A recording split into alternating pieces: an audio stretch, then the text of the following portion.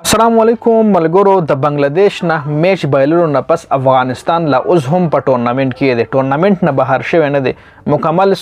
دغه پوینټ ټیبل به سره شریکوم او په کم شرط باندې افغانستان کوالیفای کول شي سوپر 4 مرحله له باغې باندې هم کمپلیټ خبره کو نو ویډیو مکمل وګورئ او مخکې ملګرو سره ضرور شریکای تاسو لږی دا پوینټ ټیبل ښکاري دا کمپلیټ پوینټ ټیبل دی کې تاسو ګورئ سریلانکا یو میچ کړی دی او هغه ګټلې دی بنگلاديش دوه کړی دي یو ګټلې او یو بایللې افغانستان یو کړی دی او یو بایللې دی جی میچ د افغانستان پاتې سریلانکا سره او رن ریټ ته وګورئ جی پوینټس پرې دی رن ریټ لګورئ کچري دا اخرنه میچ د افغانستان سریلانکا سره چې کم پاتې کدا چې افغانستان وګټلو نو درې واړو ټیمانو به دوه میچونه برابر شي او درې واړو پکې یو میچ وګټي نو بیا به د درې واړو ټیمانو پوینټس چې کم دی دوه پوینټس پېښ دي پوینټ لګورئ د درې واړو به دوه پوینټ شي نو بیا به خبره پس کېږي فیصله په نت رن ریټ باندې کېږي رن ریټ کچري تاسو د سریلانکا وګورئ نو پلس 0.951 دی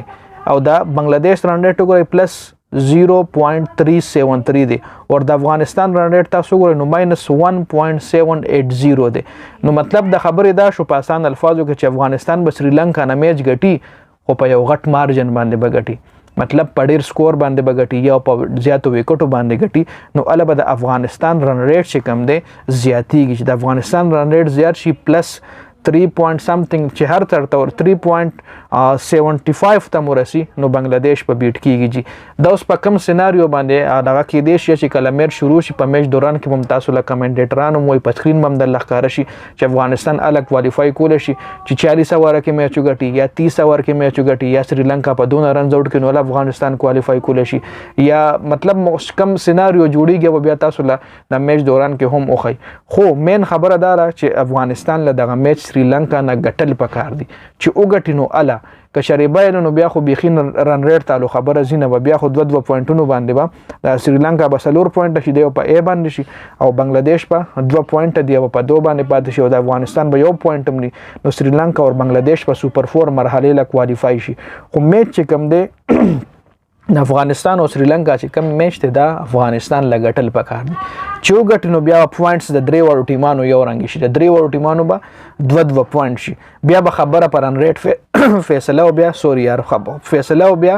په نت رن ریټ باندې کیږي رن ریټ د افغانستان ډیر زیات کم دی ډیر زیات -1.78 ته جی او دا بنگلاديش رن ریټ تاسو ګورئ پلس 0.73 نن دا شکست پرون چې دا کم شکست افغانستان خوړل تقریبا په 90 رنزونو باندې شکست خوړل کدا دا 40-50 رنزونو باندې شکست خوړل وکنه نو ډیر خپل پرفارمنس په ډیر مطلب افغانستان لا به چانس جوړ شو په اسانه باندې سریلانکا مطلب دومره په ګرانه باندې هم نه لکه په اسانه باندې چې ته میچ ګټلې او داسې مطلب داسې په 10-15 رنزونو بیا سریلانکا نه میچ ګټلې نو افغانستان لا به چانس جوړ شو خو افغانستان چې پرون کم میچ بایلو نو په ډیر زیات په 90 رنزونو باندې او بیا 15 پګه ورته هم پاتې شو وکټ یې ټوله پریوته کچاري وکټ یې نه پریوته او ورونه کمپلیټ والی او سکور هم داسې 30-40 باندې میچ بایللې نو بیا ولا هم زیات چانس جوړېدو خو میچ ګټل پکار دی افغانستان لا میچ پکار دی چې وګټي د سریلانکا نه او په غټ مارجن باندې نو دا پورا سکور کارت مې در سره شریک کو ټیسټ پوینټ ټیبل په سيناریو باندې په شی وی ډیر زیات مننه جی والسلام